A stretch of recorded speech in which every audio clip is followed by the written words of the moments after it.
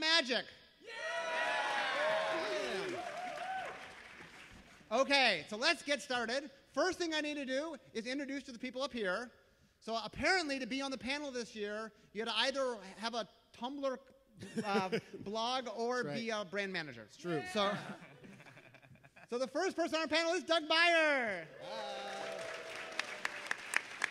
So Doug is a senior creative designer, and his job is overseeing names and flavor text and story and all sorts of cool stuff.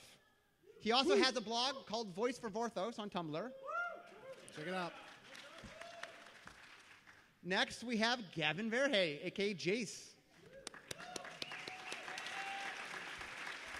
So Gavin is a game and experience designer. So what experience design is, if you've ever done the Hell Vault, opening the Hell Vault, or the Hero's Journey, or any of that, the stuff that's built around what's going on during the pre-releases and game days and such, that is what Gavin does.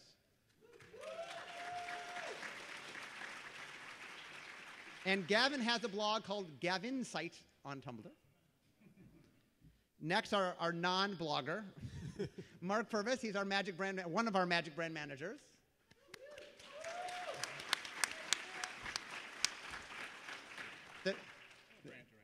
Brand director. Oh, sorry, brand director. He's their boss. So he does lots and lots of cool stuff behind the scenes that you guys don't see. But if you like things like the axe, Mark was definitely behind things like that happening.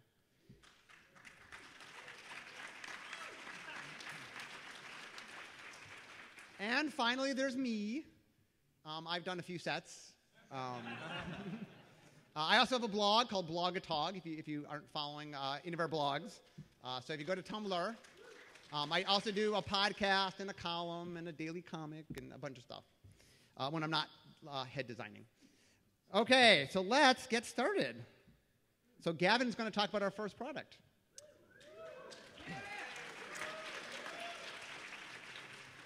Hello, Comic-Con.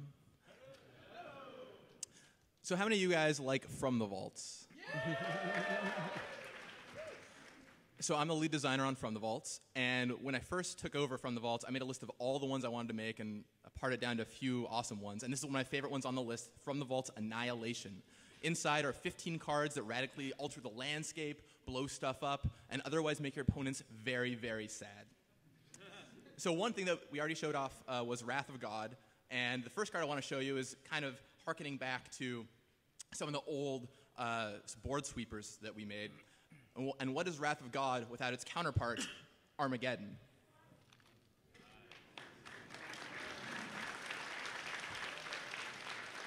Some nice art, some new flavor text there, and you'll be blowing up lands for years to come. Another thing I like to do is reach back into Magic's past and find some really sought-after, hard-to-find cards. Here's a really good example from Portal 3 Kingdoms, Rolling an Earthquake, which is very, very hard to get, and now you can finally get a hold of one in From the Vaults this year. Coming up next, there's a few cards that have art that only shows up in Duels of the Planeswalkers, and I love getting those cards into print when possible. So if you've seen this maybe in Magic 2015 Duels of the Planeswalkers, this is Living Death. A powerhouse. And then finally, there are a few cards that we just haven't really reprinted that I love getting in that maybe you can play in your in your casual decks or something, maybe even for Legacy. This card has sweet new artwork. It is Cataclysm.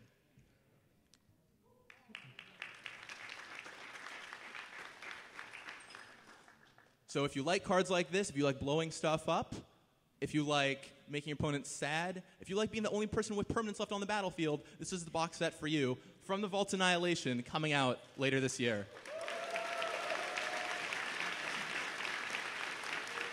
So one of the things I forgot to mention, I normally do this right up front, we're showing a lot of stuff for the very first time that the world has not seen.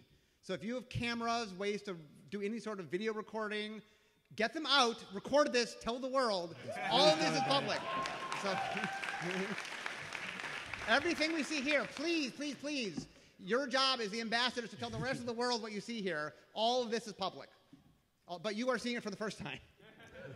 Okay, so next, let's solve Duel Decks with Mark Purvis. Hi, everybody. So I'm going to talk to you guys about this oddly named dual deck, Speed versus Cunning. So we put out 2 dual decks a year, and in the spring it's usually Planeswalker versus Planeswalker.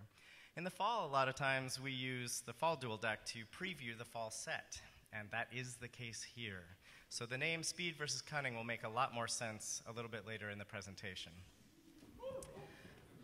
We have some preview cards in this dual deck, including one of the face cards. One of the face cards is a Khan of Tarkir, and he is of a creature type that we haven't really seen in Magic for a very long time. They made a brief appearance in Time Spiral, but before that it was really the mid-90s when they had their heyday. And if you're thinking to yourself that one of the Khans of Tarkir is a gnome, you'd be horribly mistaken. No. let me introduce you to Zurgo Helm Smasher.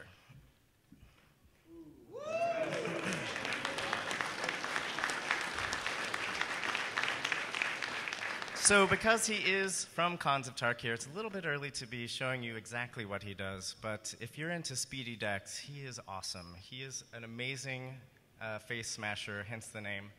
And he's going to be facing off against a pit fighter named Arcanus the Omnipotent.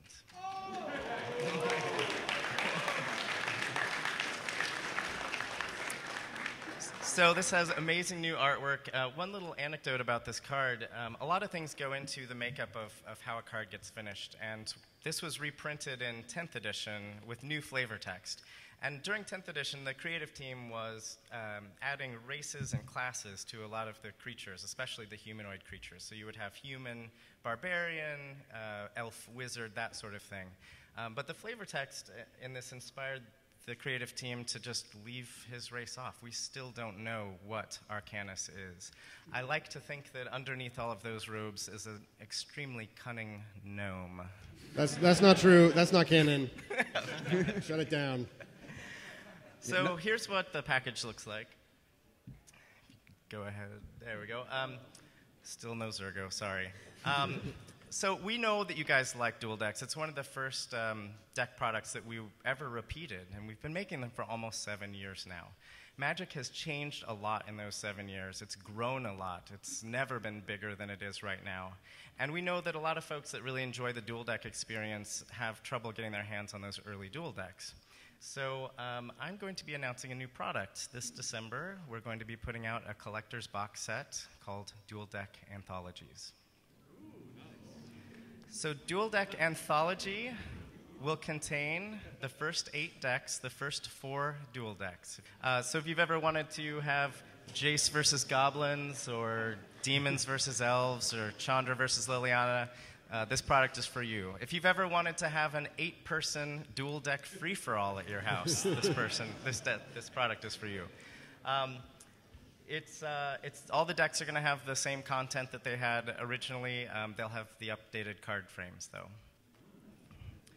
The last thing that I'm going to be talking about is Magic the Gathering Commander.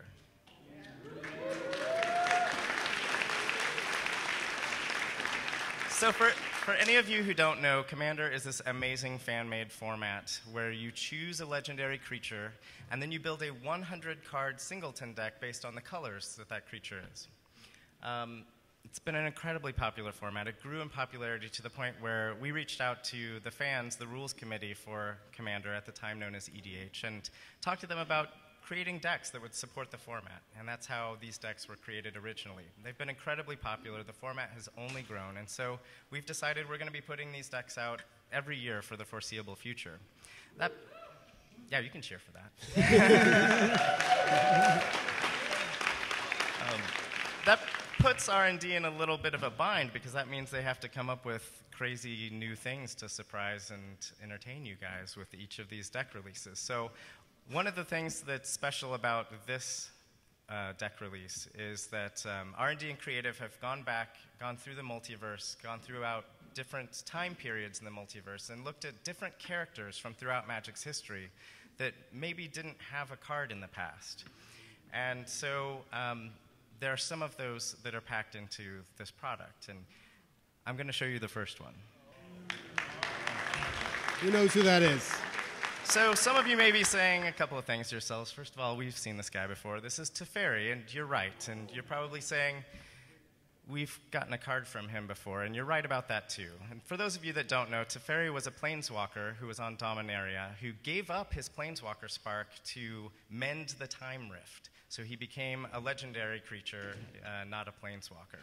And as I mentioned, these decks are going to have characters from throughout different time periods. So for the first time, you're going to have a Teferi planeswalker card.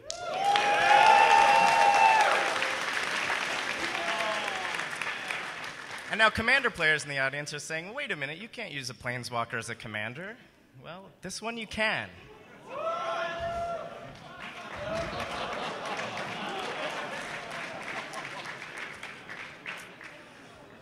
Now, normally you can't do this.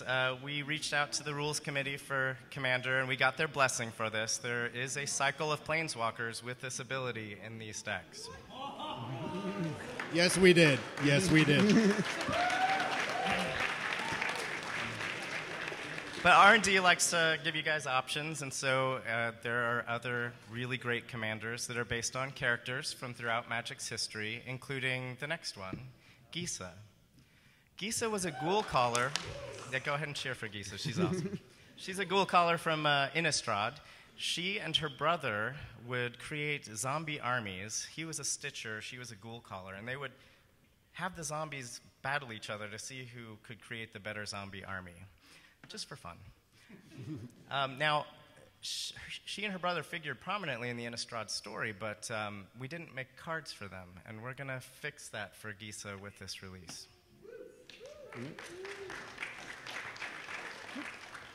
Sorry.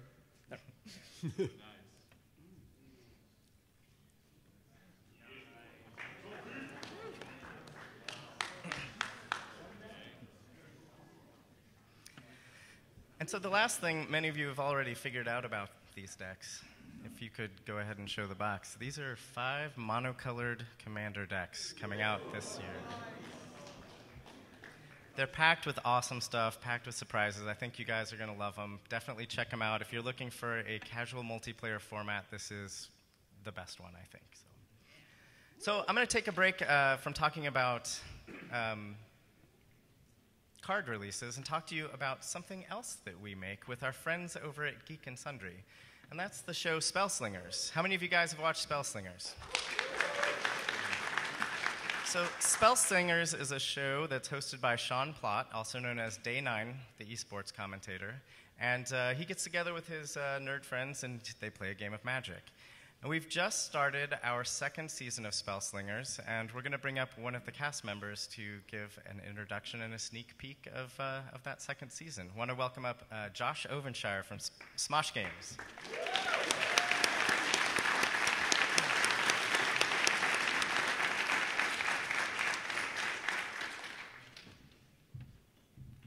Oh man, this is exciting. See, I've been playing Magic since '95, so to be able to be in the room with you guys and all the fans, like, this is fun. Oh yeah, I'm kind of new to the game, but no, Spellslingers is actually a lot of fun because it's like this perfect combination of it for new people to the game of Magic. It introduces all the mechanics and how to play, but then also still very entertaining for like people that understand the game. And I'm stoked for my episode coming up because it's a good match. It was a good match between me and Day 9. So we actually have the trailer here for you guys today, which is going to be a lot of fun. Hello and welcome to Spellslingers, the show where I play Magic the Gathering with my nerd friends. And today we have Ali Brosh, Josh Barnett, Louise Scott Vargas. I want to play some Control. You play blue? Oh, you monster. All right, Greg, hold your hands up like this. Hum. Ah! Come on, man! Good luck. I would like to go first. Good luck, sir. I hope I win, but you can have some luck too. I just hope the game is good. May you draw well. I hope you draw well, but I hope you don't draw like as well. As well as you. I really don't like you having that card. I'm so thrilled I to have don't this want card. that card here anymore. Thanks, Deck Builder. 8 billion people tuned into Spellslingers last year, unique. And if I mess up in front of them, This is gonna get real scary. It looks sort of non-threatening. It looks like, do it. Show me the card. What's the combat trick? Is it a combat trick, or is it just destroy a creature, or is it direct damage? Do it. Show me the card. Tap, tap, tap. And we can actually even shortcut it, where you can just tap all your things, and I'm assuming you're untapping them. Oh my God, I'm so stupid. I could have blocked with Pegasus last turn. Oh my god, did I? Oh my god. I'm imagining some pain occurring soon. Yeah, I'm gonna go ahead and just swing in with that bad boy. I'll attack with him. No blocks. Yes! Turn it. Oh my god, yes! Oh my god, I knew you wouldn't lie to me. Is that really what I want to do? No. Forfeit, that's what you want to do. Lunch is gonna be here soon. May you go forth, play magic, and draw very, very well. Look at my breasts. Read my breasts. Okay. That was a little teaser of our trailer that'll be coming out next month. A little taste of, we wanted you to meet the Khans of Tarkir. And so it's time. Is anybody here interested in hearing about Khans of Tarkir? Okay, that's good because we plan to talk about it, so. Okay, so what we're going to do is, I want to start you, go back, way back to the beginning. So one of the things that's very interesting about how we do design is I like to start from a different place every design. That what makes magic magic is that we always make it different. And to do that, what I like to do is just start from a completely different place. So last year was Theros. That was very top-down. It was all about Greek mythology. This year we started from almost the opposite end of the spectrum, which is a very mechanical place. So in order to understand what's going on, let me explain something to you. Khans of Tarkir is the large September expansion. We have not named the other two. We've not announced the names of the other one, so I'm going to call them by their code names, which are Dewey and Louis. Obviously, Khans was Huey. By the way, a little tip for those who ever do code names, don't make them all rhyme. Yeah. It doesn't go well. So anyway, Khans will come out in September. Then Dewey will come out in January. It's a small set. And then Louis will come out in March. So the entire block started with an interesting block structure, which I'm going to explain to you. So here's how it works. Khans of Tarkir comes out. And you draft Khans, Khans, Khans. Business as normal. Then Dewey comes out.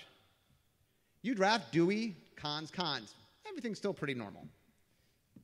But then you get to Louis, and you draft Louis, Louis, Dewey.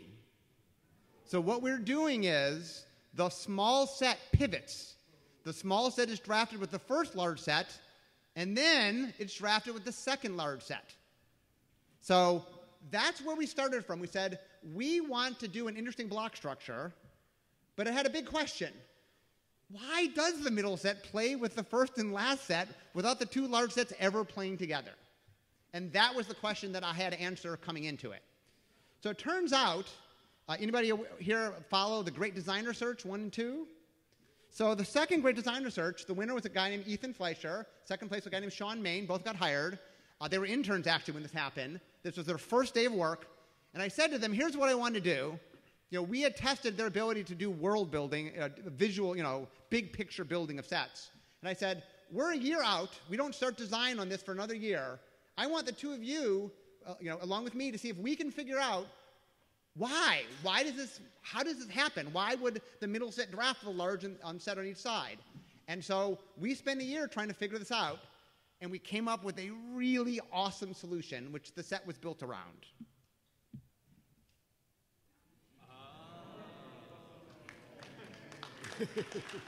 So we're about to tell you a time travel story. This block is a time travel story. Now, I'm not going to give away a lot of the details because Doug would come choke me. Yep. But suffice to say, when all the dust settles, it all makes sense. Everything, why the set works the way it does, why the block works the way it does. In fact, how the entire block was designed was based on it being a time travel story. Now, in order to make the story work, the first thing we needed was a world in trouble. And so we went to creative, and we said, we need a pretty messed up world, a world where things aren't going well. And they said, oh, we have just a world filled with warlords, just overrun with warlords. It happened to be the home plane of this guy. Yeah. You might reckon him as Sarkin Vol. It turns out his home world was a pretty messed up place. And we thought it might be fun to have Sarkin Vol go back to his home world. And that was the idea. So when we started design, here's something important to know about his home world. It once was a world of mighty dragons. In fact, Sarkin Vol himself loves the concept of dragons. But on his world, they were all killed off by the Khans, the warlords. The Khans are the warlords, if that hasn't become clear yet. The Khans, they killed them off. So on his world, the dragons are all dead. And I wanted to figure out some way to build this world in a way that referenced, because that's an important point of the world, in that the dragons were once these very important creatures and were all killed off. And so I know in building the set we needed to focus on the clans, but we wanted to find some way to tie them to the dragons. And we came up with a very neat idea. What if each of the clans was built around an attribute of the dragon? That, this world, the dragons really mean something, just like they mean something to Sarkhan. And so we had this neat idea of, what if each one of them just cared about a different aspect? So one of them cared about the speed of the dragon. One of them cared about the savagery of the dragon. One of them cared about the cunning of the dragon. One of them cared about the endurance of the dragon. And one cared about the ruthlessness. So that meant we had endurance, cunning, ruthlessness, speed, and savagery. So we had 5 clans. And so Aaron, who's my boss, came to me and said, okay, Mark, I want you to do something cool. And I said, okay, well, we have 5 clans. Is there something cool we could do with 5 clans? What could we do with 5 clans? And then I thought of cheese.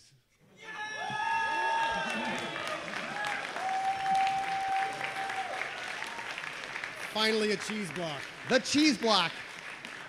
Okay, so if you remember Shards of Alara, we introduced you to the Shards. Bant, Esper, Grixis, Jund, and Naya. So what the Shards were is they were a color and its 2 allies. So they were 3 colors that on the color wheel all sat next to each other. But it turns out that there are 5 other combinations, and in Khans of Tarkir, you will meet them. And yes, they finally have names. So Abzan, Jeskai, Sultai, Mardu, and Temur. So the way it works is each one is built around a color, and then it's one ally of that color and the enemy of that color. Now I'm sure people will say, wait, why didn't you just build it around the enemy? And the answer is, I can't tell you, but I promise you when the block is all played out, there's a method to our madness. So these are the 5 wedges. Okay, now here's something really important I need to explain. This is a time travel story. The Khans of Tarkir is a block about change. Because it's not a really interesting time travel story if nothing ever changes. So I want to stress this point, and you need to communicate this to the outside world. Khans of Tarkir, the set is about wedges, but the block is not. Okay? You guys you're going to get your wedge set, but we are doing something very interesting. And like I said, I'm not going to give details here, but we're telling a time travel story. A lot's going to happen. Doug and his team have done amazing work. Like I said, I'm not giving anything away here because it's really, really cool stuff. But the entire design we worked very closely with Creative. That the entire essence of how the design works is tied in with the story we're telling. And when it all comes out, you will see that they're really, really interlinked. But I think it's time to actually meet now the clans and the Khans of Tarkir. So Doug is going to help me, and we're going to introduce you to the world of Tarkir. Let's look at some clans. So first we're going to show the world a little bit, while Doug talks. Yeah, so as Mark said, this is Sarkhan's homeworld. Last time we saw Sarkhan, he was enthralled to the evil dragon Nicol Bolas. His mind is broken. He's returned to his home plane. Again, he reveres dragons, but this world has none. It's a rugged place where these warlord clans, these warrior clans, are fighting over every scrap of territory. And he's there to see if he can rekindle what he loved most about dragons. In a way, the dragon's presence is still felt here, because as Mark said, the draconic attributes each clan has taken after and emulates one of these attributes of dragons. So there are dragon bones littering the landscape, and also the soul of the dragon's essence in the identities of each clan. Okay, so let's talk about the clans.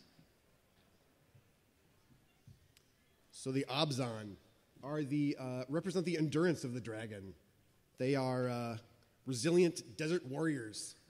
They fight in tight-knit groups, and they model themselves after like a familial unit. They fight almost like a family.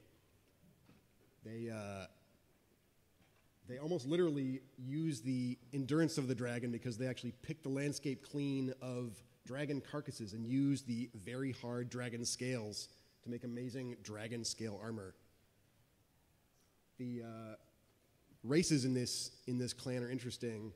There's humans, there's a few orcs, and there's a new race we haven't seen before called the Ainok, which are a race of canid or canine humanoids. And the Khan of the Abzan is called Anafenza. She's a valiant leader who leads her army from the front. She rides out with her chariot pulled by her prize ibexes, and she epitomizes this sense of unstoppability of the Abzan. They survive in this harsh, rugged desert environment, and they can't be stopped.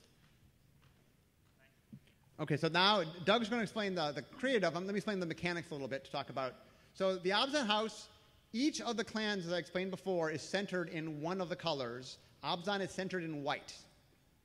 And this is the clan of endurance. And so each clan has a philosophy that they follow. So they believe the clan of endurance is, okay, if we can just outlast everybody else, if we can just, no matter what they throw at us, if we can survive it, we will win. And so they're dedicated to being the ones that survive. And so this is of the 5 clans, this is the slow controlling one. This is the clan that, like, they're in it for the long game. And what we've done is each clan has its own mechanic, and the mechanic for this clan is going to be a long game mechanic, a mechanic that helps you win the long game. So let's talk about the Jeskai. The Jeskai are the clan of martial artists, mystics, and monks. They emulate the cunning of the dragon. They're all about fighting with amazing combat strategy. They involve a few... Can you go back to that last one? Oh, right. They involve a few races we haven't seen in a while, a few old favorites. The Jinn and Ifrit, which are now seen in kind of a new form. They also have monks and Aven. The Jeskai reside out in the remote monasteries and misty mountain lakes of the remote parts of Tarkir. And from there, they plan strategies to defeat the other clans. The subtlety of the Jeskai is amazing. They, just a delicate touch can wield great power in the hands of a Jeskai monk master. There's one of them taking on an orc with one touch. And the Khan of the Jeskai is Narset. She is a master martial artist, sage, scholar. She's a good cook. She's fluent. She speaks French. I mean, she kind of does everything. And she's a great destiny on Tarkir. Okay, so the Jeskai, if the Abzan want to outlast their opponents, the Jeskai want to outthink them. They're the ones that look at the cunning of the dragon. And so they believe if you're the smartest ones, how do you win the fight? You be smarter than everybody else, that you outthink them and that you do things that they're not expecting. So this is the tricky clan. These are the ones that are definitely keeping your opponent on their toes, not quite knowing what you're up to. And the mechanic for this clan definitely will make your opponent second guess what's going on. That this is definitely the mechanic that makes your opponent sort of sweat it. I'm not quite sure what they're up to. So let's look at the Sultai. This is the clan of ruthlessness. These are the decadent and merciless elite of Tarkir. They're led by Nagas, and they also feature a new race, Rakshasas, that's new to Magic. If you've ever wanted a card that's both for your cat deck and your demon deck, okay? They also employ, they lurk in their grand palaces built in the steaming jungles of Tarkir, and they practice necromancy. They have swarms of undead servants that serve as anything from frontline warriors to plates for fruit. Not kidding. This clan schemes and does necromantic rituals off in the wastes and swamps of Tarkir, and they employ, long ago they made dark deals with the Rakshasa, who are these cat demons, as I was mentioning. This is where a lot of the necromantic power of the Sultai comes from. And one of the people who gained power from the Rakshasa deal was the Khan, whose name's Sidisi. She's a vicious Naga. She considers herself the queen of the Sultai, and she would love to gather all the clans together under one banner, as long as that banner was huge and said Sidisi on it. She's the Khan of the Sultai. Okay, so the Sultai, by the way, the last Jeskai was based in base blue. Sultai is base black. They are all about the ruthlessness of the dragon. And so they believe the way to win is just to do what it takes. That's how you win a fight. There's no rules about what you can't do. And so they're definitely, they're the sneaky one of the clans. They definitely are very much about, if the first one wants to outlast and the second wants to outthink, they want to outmaneuver. That they want to be the ones that are just doing what needs to get done. And so their mechanic is definitely something that allows them to manipulate resources. So let's look at the Mardu. The best one. This is the clan of fearsome warriors who live for the heat of battle. This clan is all about speed. They're a clan of orcs, goblins, warriors, mounted riders, and even a few battle shamans. They range over the rocky wastes of Tarkir when they're not crashing into the territory of one of the other clans, conducting one of their raids. And their raids are vicious. They are masters of mounted archery. They employ magic that combines lightning magic with archery. And don't mess with these guys. Seriously, they will run you over. They don't really care about establishing a garrison. They're not there to do agriculture. They're going to take your stuff and run away with it. So the Khan of Mardu, we actually saw before. This is Zergo Helmsmasher. This is his art from the set. He's a vicious orc. He actually has a personal beef with Sarkhan, who used to be part of the Mardu. And this is the card as we showed you in Duel Decks. Yeah, so that's what you saw that in the Speed versus Cunning Duel Deck. Now you can see that the Speed versus Cunning Duel Deck is realizing the conflict between two of these clan philosophies, the philosophy of running you over hastily or the philosophy of outsmarting you. Here's how you'll see Zergo Helmsmasher in booster packs. Well, not technically. That's true. I mean, in booster packs, he won't have all his text blocked off. So, I mean, in booster packs, you would see it more like this. See it more like this. You guys don't mess with the Mardu, okay? Keep reading.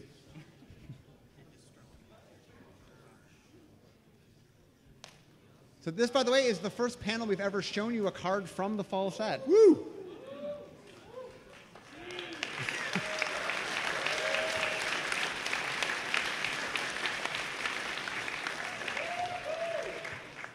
Everyone seen this? Can I move to the next slide? Okay, so the Mardu, they are all about speed. They want to outrun the opponents. They believe if they're faster, that the key to victory is just striking first, being the fastest. So this is the clan of the five that's the quickest, that they're the most aggro. And that their mechanic is all about playing into having a very aggressive style. All right, let's look at the final clan, the Temur. This is the clan that emulates the savagery of the dragon. These are fierce, rugged survivors who live out in the icy wilderness of Tarkir. They are self-sufficient, they're proud, and they're ferocious in battle.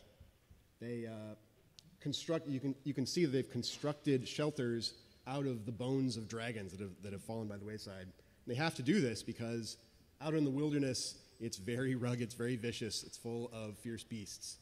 So they have to learn to embody the savagery of the dragon in order to survive. In fact, they have to take it to extreme sometime. They have to fight like an animal themselves. They have savagery, you guys. This is actually a picture of the Khan of the Temur. This is Surak, who bested a mighty bear in single combat with his I don't want to say bare hands. Is that a werebear callback? 12 years in the making? Okay. Surak actually won the fight with that bear, and now he wears it as a cloak. He punched it in half, right? This is the clan of savagery. So this clan, obviously, is the Savagery clan. They believe that might makes right. That if you're the strongest fighters, that's how you win. And so they're a mid-range clan, and that they're all about just getting giant creatures into play, and that their mechanic just says, we want to have the toughest creatures. And so their mechanic rewards that kind of strategy. It rewards that kind of strategy. They're base green, obviously. Okay, so now we'll turn it over to Gavin to talk about the experience when you go to play at the pre-release. So who out there has been to a pre-release before? Great.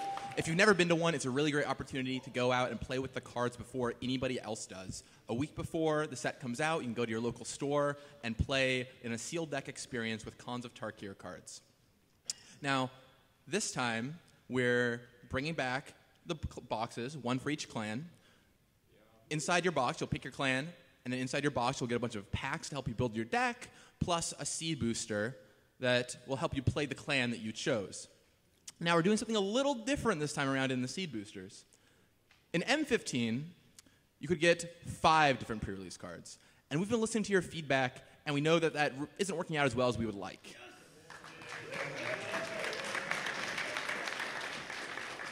So with Khans of Tarkir, instead of...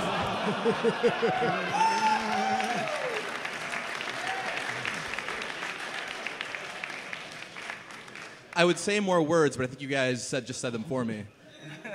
So instead of 5 pre-release cards, there'll be 40. There's 8 different ones you can get for each clan. So as you're playing, you're very unlikely to play against the same card more than once. Your card is likely different from your friend's card, and you can play through maybe even multiple pre-release experiences and have a different rare every time. So there's a lot of cool stuff you can do, and you have a 1 in 8 chance of getting your Khan in your booster pack. So a lot of exciting stuff there. But all of them will have the date stamp and be foil. Right. They still have the pre-release date stamp. They're still foil. They're still awesome. But now, instead of playing against the same one, you can play against one of 8 different ones. It'd be pretty awesome. A lot of other cool stuff's happening at the pre-release, too. We want you to affiliate with your clan. So you'll also get a clan pin inside your box. Wear it proudly. Represent your favorite clan. Mardu. I'm Abzan. A lot of people... Jeskai. Sultai.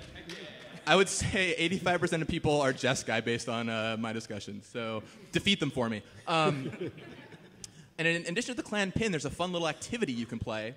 As you do your achievements, there's going to be banners in the store, one for each clan, hanging up proudly. And you want to raise your banner and put your mark on it. So as you complete achievements, you can take a sticker that's in your box and put it up on the banner as a mark of your triumph, as a mark of you doing work for your clan. And then that'll hang in the store, and you'll know that you contributed to this store's clan's success.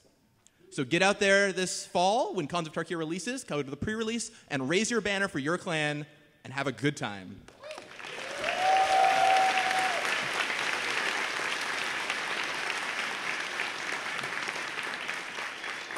Okay, so the first time ever we showed you a card from Khans of Tarkir. But I didn't think we went far enough. So would you guys like to learn a mechanic from the set? Okay, we're going to play a little game. I'm going to show you a piece of art and see if you guys can guess what the mechanic is. It's a returning mechanic. Is that fair to say?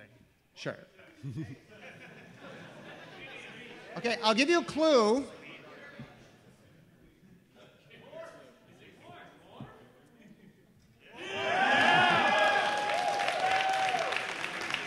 Okay, so let me stress, this is not one of the clan mechanics. There are 6 mechanics in Khans. 5 clan mechanics and morph. And I can't give away the details yet, but it very much, the story and everything, why it's morph is very important. Do you want to explain what they're seeing here? Yeah, absolutely. So this is the look of what it looks like when you were enshrouded in morph magic in this world. On Tarkir, the morph magic is actually based on ancient draconic magic that existed a long time ago. The clans have co-opted this magic and now use it to disguise their strength and create ambushes for the other clans. So this is actually very wrapped into the history and story of Tarkir. And as the block evolves, you will see that morph plays a very important role in how the story all plays out. Okay, we don't have a lot of time left, but we have time for a few questions. Oh. Okay, so I honestly think we only have like 5 minutes, so we need to go quick on the questions. So I was just curious about the development process for Planeswalkers. Like, do you typically have like the character and the story or the colors in mind? And then also, are we going to see more like 3+ color Planeswalkers or colorless Planeswalkers? Okay, so the question is, how do we choose the Planeswalkers, and how does they? So, basically, what happens is the creative team picks what the story is, and the Planeswalkers are chosen based on their role in the story. That's about right. Yeah. And their power suite, what they do mechanically, is based on what the character is able to do magically. And then what happens is creative gets together with design and development, and we balance the colors to make sure that over the block that every color gets some representation. So there's a little give and take. So your question is, will we see a 3-color Planeswalker? I believe we will again. I mean, it's something that we want to do, and so I'm not saying immediately, but I do believe we'll see more 3-color Planeswalkers. Thank you. Okay, next question. I was wondering if you would ever revisit the themes of like the Weatherlight. Well, one of the things that we've talked a lot about, and Doug can speak to this a little bit, is the idea of having larger arcs and stories, and that's something we've talked a lot about. That's true. We are looking, actually Tarkir in particular has a lot of possibilities embedded into it. By the end of, ask me again about this in a year. Okay, at this panel next year. But yeah, there's hooks that are going on with the story of Tarkir that actually will play out over a long period of time. I think it'll be really cool. I was just wondering that through the competitive play over the years, there have been cards that have been considered too powerful, be Ravager Affinity, Jace. Are there new play tests to avoid, or ways of play testing to avoid getting cards like that again? Or has the play test changed? Gavin's one of the developers, so he can answer this. Yeah, we've put a lot of new measures in place in R&D since those kind of days. We have dedicated FFL teams now, where people who just play FFL as part of their daily week. We also go through a lot more development passes on the set before we put it out to try and avoid a Skull Clamp or an Arcbound Ravager from ever hitting the streets. Oh, okay, cool. The FFL, by the way, for those who have never heard that term, it stands for Future League. It's a league that development plays a year in the future to try to catch problems before you guys have to play with them. Right, so when I go back to work, I'll be playing Magic a year from now, so think about that. All right, thank you. Well, I'm designing like 3 years from now, so that seems old hat. Okay, next question. Was Morph the old thing you were talking about that's now returning? Was Morph the thing I was talking about that's now returning? Maybe. I'm wondering how cons will integrate into Moto, and secondly, when you're going to fix Moto. I know that's a two-part question, but I guess the first one probably more importantly, Mark, and something you can answer. So cons will be available on Magic Online, just like any other Magic set, and anyone who's played the new client, anyone who's played it in the last week who had played it a year ago will see that there's been a ton of improvements over that time. There still needs to be some work put into it, but we know that, and we're constantly working to improve it. Okay, thank you. Hi, I'm actually a big fan of Conspiracy. I was wondering if further down the line we'll be seeing anything more built off of some of those cards or any other types of closed format card games. So real quickly, this is the last question, by the way. I forgot to mention that before you started. So what happened was Sean Main, I showed him earlier, he's one of my designers. He came up with the idea of Conspiracy, which at the time was a really weird idea, like this multiplayer draft and affects the draft and you break up into things. I'm happy to say that the set is a resounding success. We're reprinting it.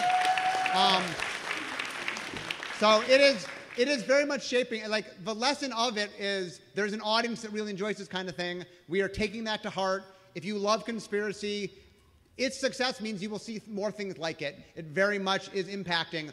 We want to try really hard to keep expanding lots of cool ways to play Magic, and that one of the things I say to my team is keep giving me things we don't do so we can try new and different things. And so when things are successful, we do them again, and we're always trying to do different things. Okay. Thank you. So guys, that is unfortunately the last question. Thank you guys so much for joining us. You can get, on your way out, you can get Cons of Tarkir postcards. The folks at the door are going to be handing those out. At the door?